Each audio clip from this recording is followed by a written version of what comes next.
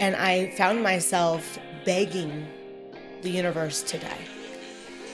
My ideations and my depression had gotten so severe I couldn't get out of bed. I was not okay. Welcome, Cristina Perez with Verdicts in Vogue, and I have the pleasure of introducing Melissa June. She's a powerhouse, she's dynamic, and she's really good with a circle of emotions. Cheers, welcome. Oh, thank you. The circle of emotions. Which is how we met. It was driving me crazy.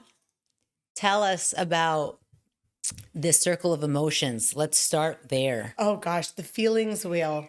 If we all knew more about the feelings wheel earlier on in life, I think we would be living in actual peace on earth. Yeah. Did you remember when you busted that out on me? I do remember that. So for those who don't know, the circle of emotions is apparently was it plastic? Like a plastic laminated circle with all types of emotions that are written in different colors. And Melissa thinks it's appropriate and great to bust this out when someone is not sharing how they're feeling. Communicating effectively. So we were out. Where do we go? We met at the porch. Yes. In Arcadia. Yes. And we met through a mutual friend, Carrie Ramos, and for her birthday. A little bar crawl for the birthday. Definitely a bar crawl. We started at a lot of different places earlier on. Yes. So we actually, brunch. We met for brunch, and it was at what's the name of that place? Sip and something. Sip and brunch. Sip and brunch. And then we went from sip and brunch to another place to Cowboy something or other. To another place. And then we ended up at the porch. Yes. And by this time, I don't know what happened, but there were feelings and emotions being shared. And I'm not a feelings and emotions type of person. You were that night. Because you busted out your circle of emotions. So listen, as we are all taught like 5 emotions, 5 emojis. We're happy, we're sad, we're mad, we're angry, and that's it. Mm-hmm. And most of them were taught good emotions and bad emotions. Okay. And rarely are we taught to communicate more effectively where these emotions came from, being more specific, right? If we talk about being disillusioned, or we talk about being disappointed, or we talk about being, enthusiastic or ecstatic, it does shift and change the way that we talk about the experience. It also shifts and changes the way that we can work through the experience of that emotion. So without getting into the details of that night, what in that moment, I mean, because we didn't know each other very well, we had just met that day. What made you take out that wheel of emotions from your purse and tell me, hey, choose what you're feeling right now? Well, first of all, thank you for being so open as you were in that experience. I do definitely feel it out. Okay. Right? I'm very kinesthetic, and it felt like we were in a group of women that were all really connecting deeply, really desiring to connect deeply, yet not necessarily communicating exactly what they were experiencing. And so many of us want to have depth, and they want that connection and really that intimacy, but rarely do we know how to access it. And so the feelings wheel is just a beautiful way to access a deeper conversation without it being performative, where we're, performing intimacy, performing sisterhood, performing friendship, when really we're not connecting on a deeper level at all because there's not a greater level of understanding happening. We're only intimate when we allow ourselves to be vulnerable, feel a little bit uncomfortable. And when we do that in a shared experience, we now create like this really safe and powerful space. And women can create this space in the most magnificent ways, but we need to have the language in order to navigate it.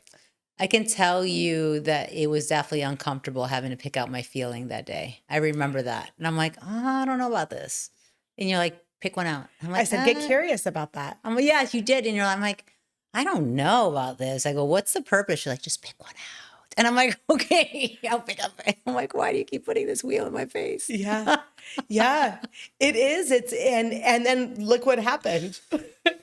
I mean, there was a lot of emotions that came from that time. I mean, it could have been the tequila. It could have been the vodka sodas. It could have been the wheel, a combination of all. I mean, but we definitely did. So, Sophia, just There it is.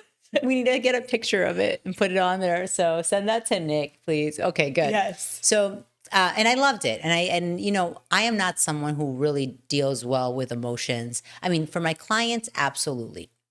Being a trial lawyer, being a personal injury lawyer, I understand clients' feelings. I listen to them. I feel for them when they're feeling certain ways, either whether they're frustrated or they're sad or they're devastated or they're happy. I mean, I can handle that. Being someone to actually convey my own feelings is another story completely.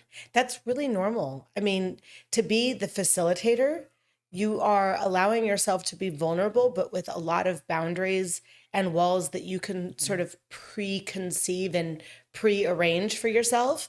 So again, it goes back to performance, where so many of us are performing intimacy. Not because we're trying to perform intimacy, but because vulnerability is really uncomfortable. And we're constantly gauging whether or not we're safe to be vulnerable, right? Like that, we can't make the assumption that it's safe to express my innermost feelings with somebody. Now, are you right? saying that when you are in a group of people, you are ready to express your innermost feelings all the time? Now I am, but that has not always been the case. I mean, I spent a lot of years drinking and avoiding and doing anything, hyper achieving in order to do anything that kept me from acknowledging what was feeling desperately unfulfilled in me. So let's talk about your story, right? Because today you do something very different than you did 10 years ago, right? So you started out in the legal field, marketing. Tell us about that. So yeah, I got recruited through a corporate client of mine when I was working in PR and hospitality. Okay. I've been in marketing and sales and PR for a long time. And when I got into the legal industry, I first got into it because I was really impassioned with the difference that people were making, access to justice, really getting into the nitty gritty of what it is, the end result of what it is that women like you do. Right. And I started hosting retreats and events through COVID, really small, intimate get-togethers that were helping attorneys build relationships with one another, find the right vendors, find the right investors, find the right collaborators, trying to find the right, referral partners. And then I also spent the equal amount of time working B2B and marketing. And B2B means business to business. Correct. Right? Okay. Yeah. So as a marketer, it was making relationships with other marketers who could be the most effective for my clients, and then working with with lawyers and helping them build a better referral network and business with one another. So now, were your clients medical? All legal. Okay. So your clients were all legal, and then you would connect them with vendors, investors, administrative services, all sorts of things. And as the company that I worked with, they did, leads. Lead generation. So my particular focus was like marketing for the marketing company. Got it. And it was a lot of relationship building, a lot of connections, a lot of interpersonal relationships, everything from, special VIP dinners in conjunction with other conferences to coordinating and planning our own micro conferences, focused around either investments or technology or what have you. So you were always on. Because marketing is a whole different animal. People say, I want to be a marketer because in Arizona, based on our landscape, people can make money from transferring cases or so forth. And so everyone says, I'm going to be a marketer. They don't realize the type of work that goes into actually marketing because you are always on. It is an day and night thing. You never know when you're going to meet another client or another potential vendor or another contact and so forth. And so it becomes consuming. Very much. I mean, my whole world, I was out until 2, 3, 4 o'clock in the morning, and I was up at 5 or 6 in the morning, like every day. And when I was at these conferences, it was nonstop, you know, and I went to conferences for legal and conferences for marketing. So I was on the road half the time. Wow. And I was still married at the time, and I have 3 kids. So that didn't go without weighing on, you know, the expectation of myself as a wife and as a mother. And it wasn't to say that I was choosing my career, that I had chosen my career, but in many ways I did. And in many ways I allowed that like hyper achievement high that I would get in the business. I would let that really consume me and drive me beyond what I really had the capacity to carry. And I don't think we talk about that enough. Not nearly enough, especially in this legal world. Because again, talk about the safety. Yeah. Right? Well, that intensity, that high that you get from achieving, especially when you're a woman and you're in this path and you're trying to be a trailblazer, you're trying to do great things, you're trying to do that, and it comes at a cost, right? So it comes at a cost of it comes at a cost of your marriage, it comes at a cost of spending time with your children, it comes, and you end up wanting, it becomes like a power struggle between the two. What you've been taught that every woman should want, which is a family and children and being there at their first recital and being there at their piano lessons or sport lessons or whatever it may be. And then learning that you can be this powerhouse where you are moving with people who are achieving these great things, making a difference in legislation, making a difference in verdicts, making a difference in how they present cases. And so all of a sudden it's like, okay, what do you choose? And so with this high that you get from saying, oh man, I'm with these people, I'm sitting at these tables that other women don't sit at. And then at the cost of, that missing out on your family, there's this guilt that comes in. And I find that especially in our generation, we are able to do everything that our grandmothers were not allowed to do. Mm-hmm. And we also still have the expectation of doing everything that they did. Isn't that wild? So we wear so many hats. And it wasn't until I got diagnosed with breast cancer in November of 21. Okay. And when I got diagnosed, I went to 2 conferences with my drain still attached after my bilateral mastectomy. After my reconstruction, I planned my chemo around a conference that I was hosting here in Scottsdale.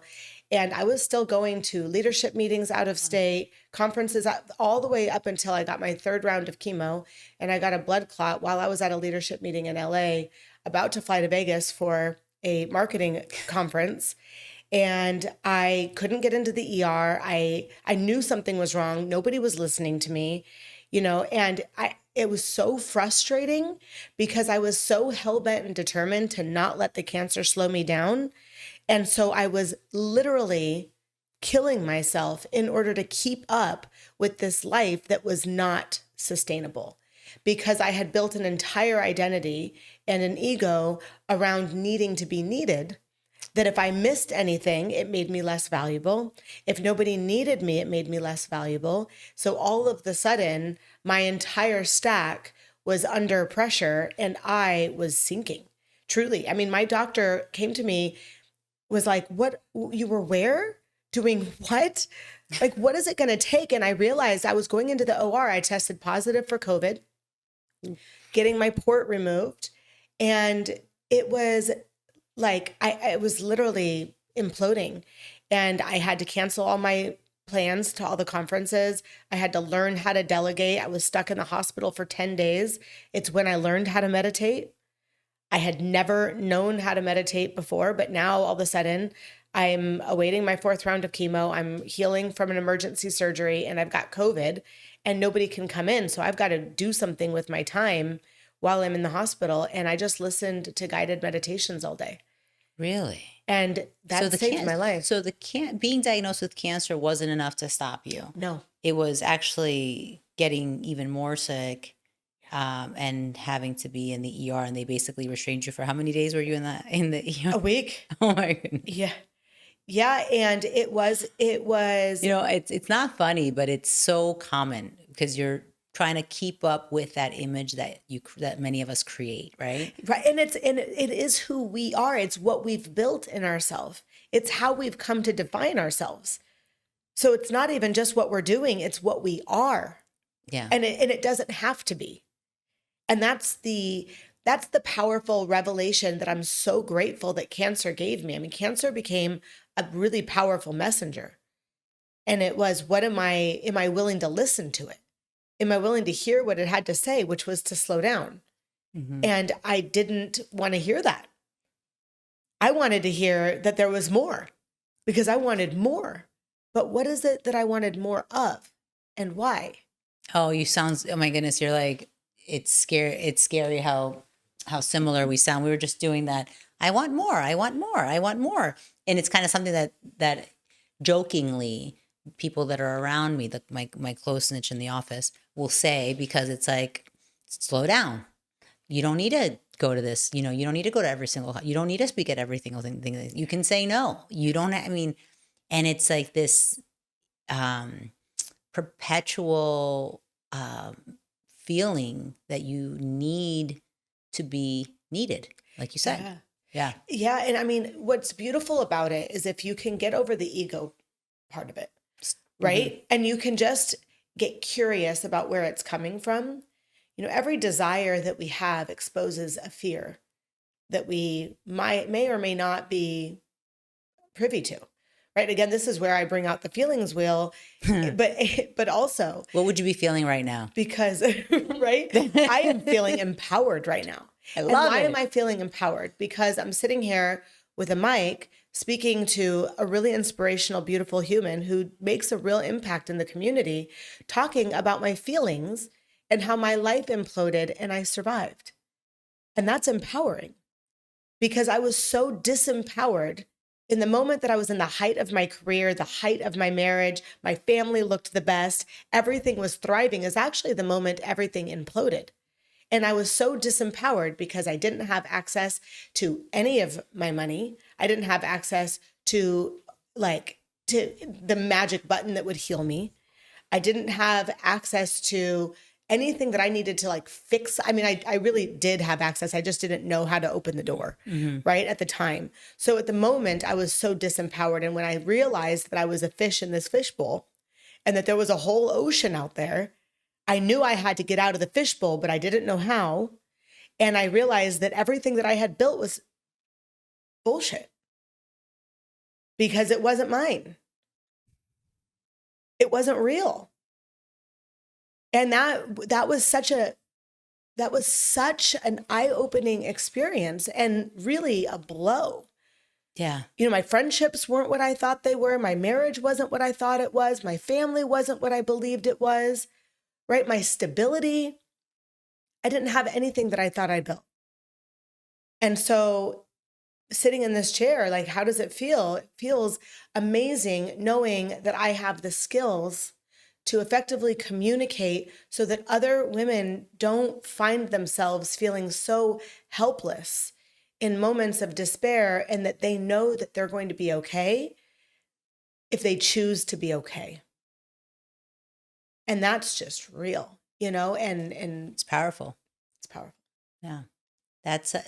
What do you recommend to women who may be feeling like this? Because I'll tell you, I mean, if we're going to bust out that emotion circle, I may or may not, at this moment in my life, find myself at the same kind of crossroads, right? Where height of the career, family, so forth, everything is, there's that feeling where it's what else is out there. There's something else out there.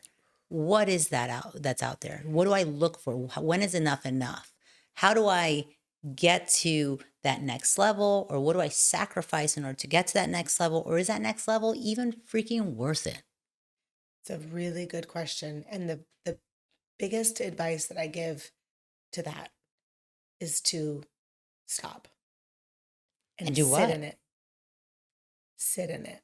The reason why I host these like silent meditation retreats is because often when we get those sensations, when we have those feelings, when those narratives start flooding and looping, our go-to is to distract ourselves, to get busy. There's work that we've got to get done. We've got to go to this thing, got to go to that dinner, got to go to that conference, got to finish that case. We've got to do anything but sit with the uncomfortability that what I have doesn't feel like enough.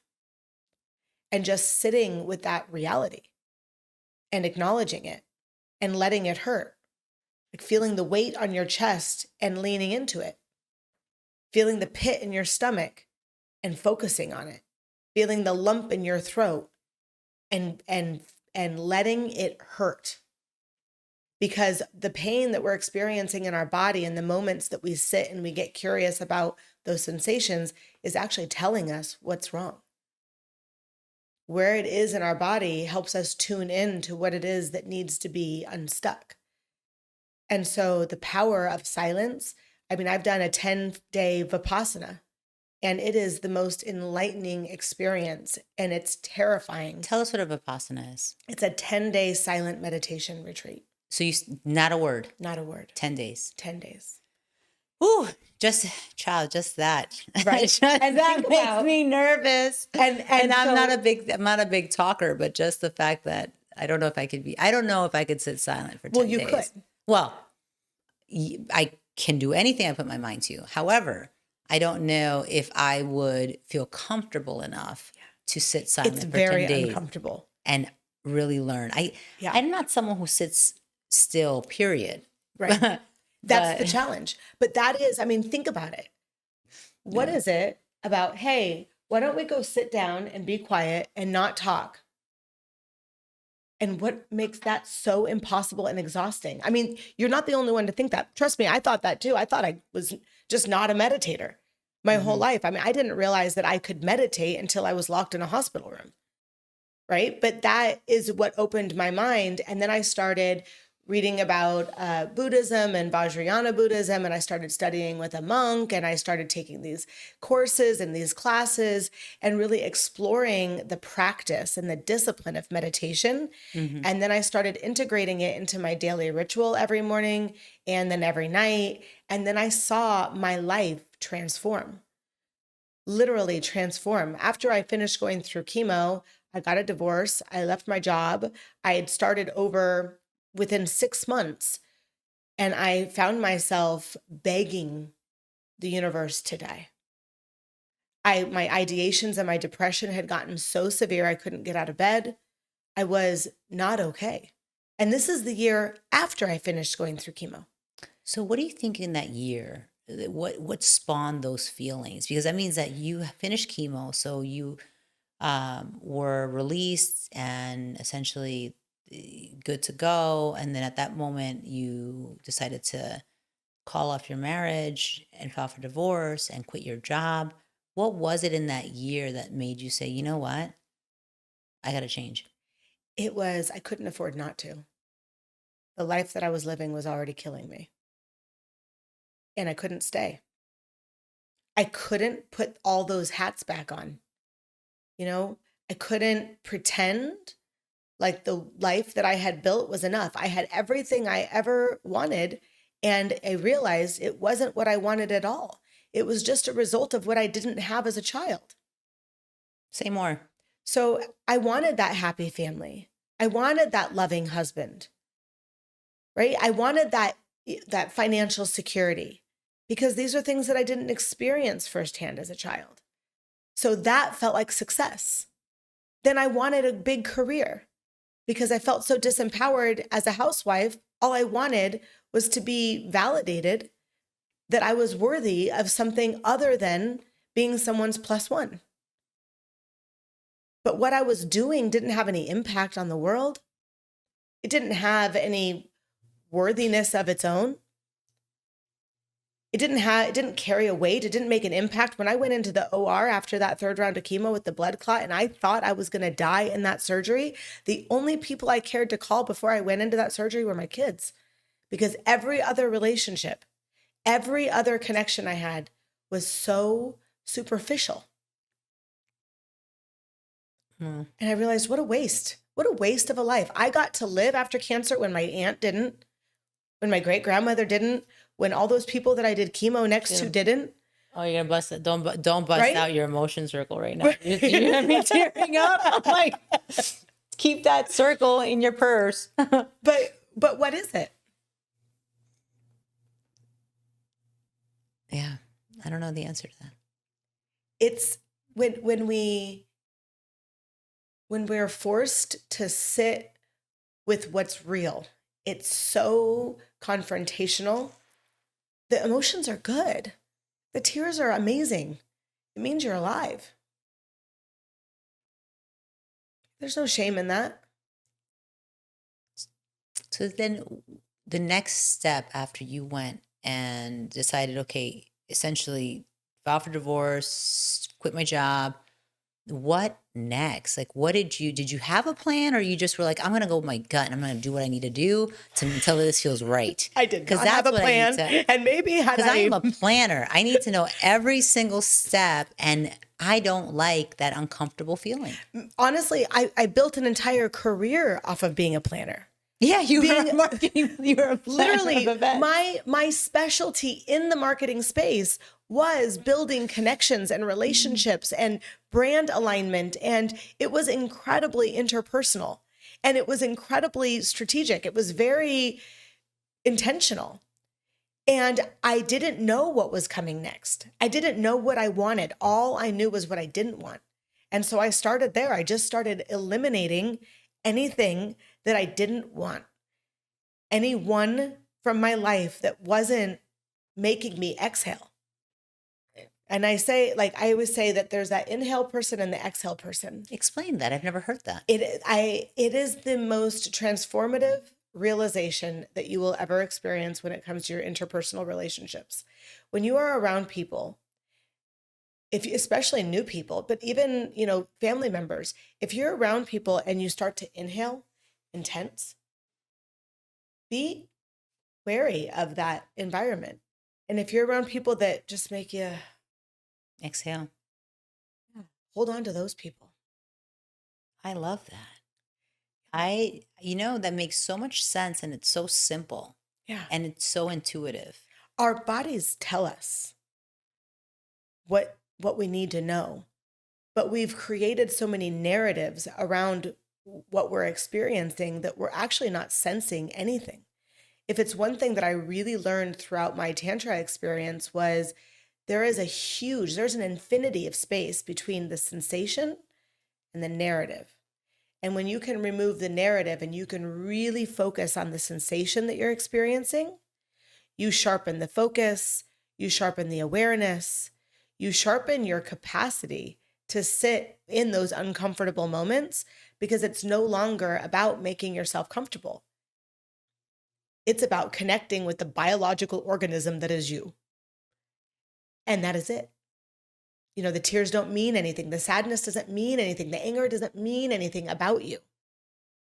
Those are just narratives that we put on ourselves on how we're supposed to be and how we're supposed to live and how we're supposed to connect. That was what was so beautiful about that night with all the ladies, is it was a handful of us didn't know each other, but the conversations that we were all having were real, and they were uncomfortable and they were vulnerable. But that's why we develop a bond that wasn't around me needing to perform for you. You didn't even know that I was in legal before we sat down today. I know. Why? Because we didn't talk about business. We talked about what was real. Jeez. So now sitting here looking back at that night, I'm looking at it differently. I can tell you that night I woke up the next day and I'm like, what a shit show. I'm like, we talked about so many emotions. And I remember telling Sophia, I go, if I ever see a emotion wheel again, it'll be too soon. Here we are. And here talking about the emotion wheel. But you're right. Now looking at it, I mean, when you take that perspective, and we didn't have any primer to the wheel or what was going on at that time and how the emotions were flaring, whatever. I leave those details out, but sitting here now as you're explaining the story, it just makes so much sense, right? Because like I said, at this point in my life, at 45 years old, what I think I've gotten to a point where I just don't give a fuck about what other people think. And for so many years in my life, I needed to look a certain way, act a certain way, speak a certain way, dress a certain way, react a certain way, get a certain grade, get a certain number of cases, get a certain verdict, get a certain this, have a certain business, be a good wife, be a good mom, be on the list goes on and on. Aren't you exhausted just saying all that? Yeah, I'm like, and I managed to, I would say, I don't want to say excel because I don't want to toot my own horn, but I managed to do I managed to excel on those fronts to the point where I'm like, I think now at this point, I'm like, man, for the first 15 years of my career, I never wore jeans to work. And now I'm like, you know what? Because I was always in a suit. And I'm like, I don't even know what this is called, but it's fabulous. But it shows a lot of skin. I love it. As you should. This is called liberation, sister. This is called liberation. This is called autonomy. This is called sovereignty. This means I did it. What you did is you bought yourself freedom. And I'm like sitting down here. I'm like, I got a lot of leg going on. I got a lot of chest going on. And I'm just like, you know what? I don't think I care. I just don't care. And so it takes a lot to get to that stage. And I'm looking at Sophia because I remember Sophia who came to work for me. And I still apologize to this day about that. Can I tell the story? So Sophia was turning 30, right? It was your 30th birthday. I was 28. I don't know. Okay. So Sophia and I have been together for 15 years. And so she was in my office and I was not a partner yet. It was just me and her and another attorney. And she was it was her birthday. This is how awful I am. Okay. I'm going to say it that way. It was her birthday. And I was always dressed in a suit in, downtown Glendale. And that was just kind of my MO. I always wanted to look apart. She comes in, she's going to go out after work. And I think it was a Friday. Okay. It makes it even worse, right? Dress down Friday, casual Friday. She comes in and she has this is like maybe 14 years ago. And she has really tight jeans, like pencil jeans and like blue suede shoes. And yes, girl. Right? Now we say that. But back then, I'm like, whoa. I'm wearing brown, wearing like the button down. I'm like, what are you? She's like, well, I'm going to go out after work. I'm like, and you're in work right now. I made her go home and change. I did. I'm like, you can't meet clients like that. You have peep toe blue suede shoes. They were like electric blue. Do you still have them? Oh, But here's the deal. There was one time I wore something similar like years later and she called me out so fast. She was like, you made me go home and change and now you're wearing those fucking shoes. And I'm like, I'm so sorry. I was such a dick. I really didn't want clients to think it. And she was dressed fine. She was just wearing tight jeans and blue suede shoes. And she was like, Sophia's beautiful, right? Inside and out. And so at that point, but I remember she was dealing with it. So I was not only for myself placing these like limits and placing these like you can't do these checklists but I was placing it around everyone around me, like you got to do this if you're gonna hang, you can't do this, you can't do that. I'm like, and so so I'll apologize to you here again for like the 100th time, Sophia. You can wear those peep toe blue suede shoes all you want, girl. I will buy you your own a new pair of blue suede shoes if you want, any color you want. No, she doesn't wear heels. She's like, screw that. So blue suede sneakers. Whatever. I'll buy you whatever. They exist. I'm sure of it. I'm positive yeah. they do. What'd you say? Oh, cute.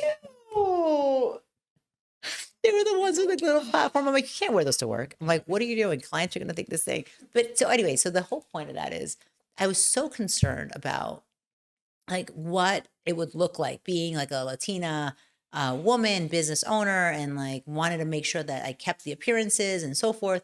And then now, like I showed up to work today, I had like oversized hip, like boy jeans on with a pair of flip flops and like a knit like wife. You can't say that anymore. White tank. You can't say white tank. Edit. Wife tank. I grew up in New York, and that's what they call them. or Sunday dinner shirts. And so Sunday dinner shirts? yeah, I love they would that. take off their shirts and like your Sunday dinner shirt, like a white Oh, tank. that's funny. And so anyway, so now I think I got to that age where it's like, but it takes a while to do that. Probably your age and your level of success and your comfortability in the network and your community, right? I mean, there's so much. Think about the identity. You are locked in your identity and in your role and the impact that you make. So you're no longer having to perform that because people know what you are when they come to you, with the case. Yeah, but that's so unfortunate because if I'm, my current me would tell my younger me, don't worry about it. Just do you. And so what would you tell an attorney that's starting out who's a female and wants to be successful? Yeah. I say this all the time, not even just to attorneys, but anyone who's in this realm, anyone who is in this legal ecosystem, to get an airtight daily ritual that allows you to connect with yourself, from meditation to journaling to movement, some form of exercise, not for fitness sake, but for that mind, body, soul, spirit connection. Yeah. Because this industry will run you dry and they will bury you alive if you are not clear about what you are. And if you don't define what you are, they will define what you are. Sure. And there's a rinse and repeat that happens in this industry that is every 2 or 3 years. And that's why that cycle is what it is. Sure. And if you don't want to catch yourself on tumble dry, you've got to be proactive. And that's also powerful for any veteran attorneys who are. Let me tell you, I was so angry the other day. If I was to take out that wheel, I would have put angry. I've had a case with this attorney on another case. It's like a sex assault case. So I had another case with him, and he was assigned to a different case, and I'm the plaintiff. I represent the plaintiff. This is the first time after I don't know how many number of conversations we've had that it was a video call, right? And it was earlier this week. And somewhere along the line, this first video call, he says, I don't know how we got onto this topic.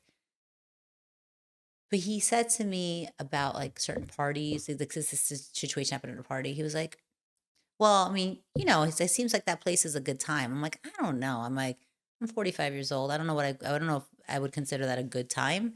And he was like, well, I don't know. He goes, you look like the type that likes to have fun. And I go, and it took me back for a second, right?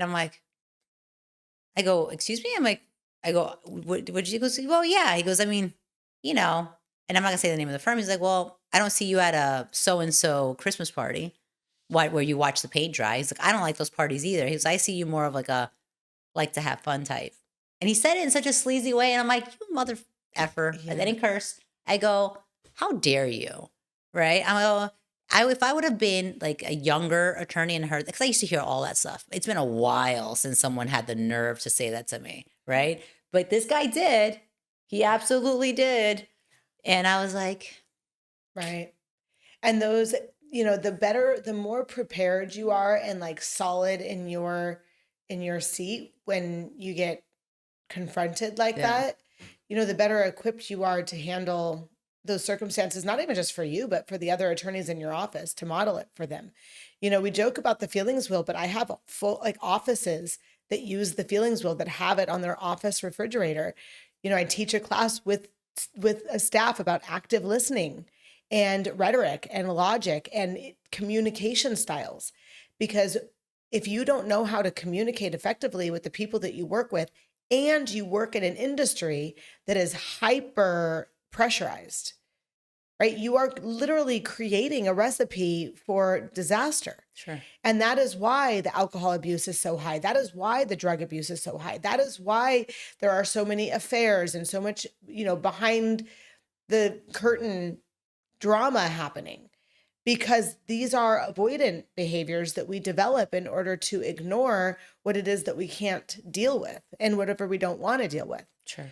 Right. And so if you just go into it with, okay, this is how I maintain center, know what your red flags are. When you start to compromise your own integrity, when you start to compromise your own behaviors, when you start to compromise your own rituals, your daily rituals that keep you aligned, you know way before you're blowing up your life that things are off track. Sure. That's a great perspective. And that, taking that awareness into building your team. Most of what I do now in consulting is building these teams of alignment where it's like, do you know, and you do a beautiful job at this, but do you know what your staff's individual goals are? Do you know what their unique abilities are? Do you know how to leverage them? Do you have a clear and organized organizational chart with clear descriptions so that the people in your business know their own trajectory, not just for the organizational factor of your business, but also for the mental, spiritual, and emotional health of your team? Do they know where they're growing? Do they know how valued they are? Because the more valued that they know they are, the less enticed they are to be falling into those avoidant behaviors too. And again, as leaders, it's more than just, do you know how to practice law? It's also, do you know how to lead a team effectively as they navigate through the field of time in this industry that will challenge every ounce of their integrity, their personality, their aspirations, their inspirations?